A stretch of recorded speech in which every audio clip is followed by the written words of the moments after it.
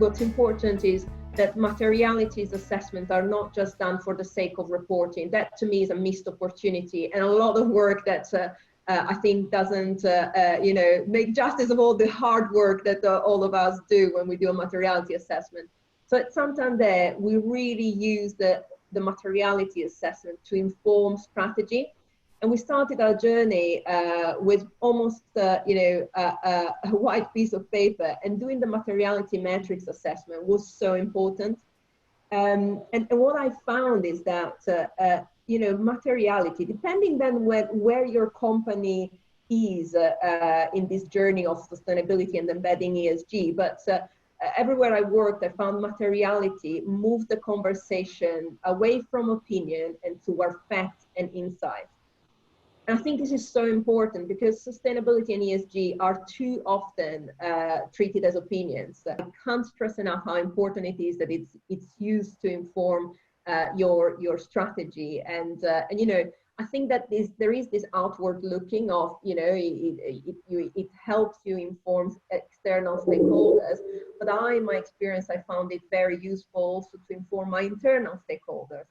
And for the ones of you who are dealing with a slightly skeptical CFO or a not so engaged CEO, this concept of double materiality can really help. We are playing with this. So with the wise guidance of Donato and his team, we are actually this year at Santander refreshing our materiality metrics assessment. We are exploring the double materiality. And we are going to use this to engage also in internal conversations.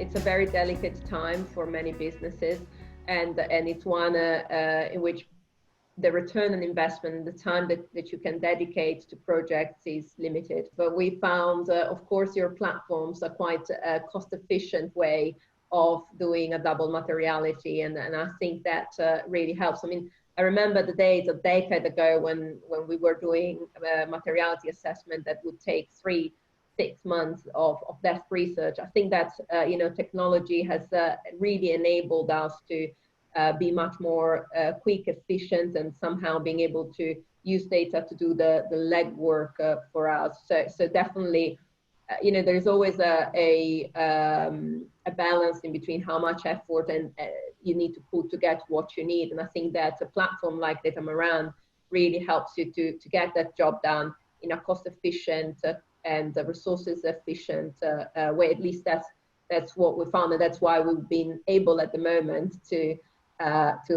execute this. And again, I'm not saying this. I always say this beyond having Datamaran on the line, but definitely a big jump from when we had to spend a lot of time and money having consultants going through many reports. And it was also the universe at which you could look at was quite limited.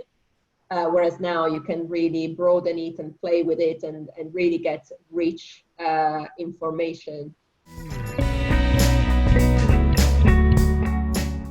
The way that I am using it, and we're using it at Santander, is to say we're going to have a regular refresh every 3-year cycle, which coincides with our business cycles. We'll try to keep the strategy stable enough, but adapt it with the reality within which we operate. And we'll do sense checks and use the dynamism of the Datamaran and the materiality metrics to provide more insights and maybe adjust a bit the weights of the priorities within our strategy.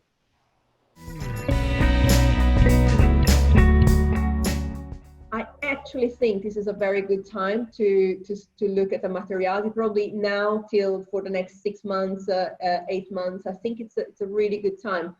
And even more so if you look at materiality from a dynamic perspective. So if you use it not just as a static thing, but to see how the landscape has changed. And I close with this last comment.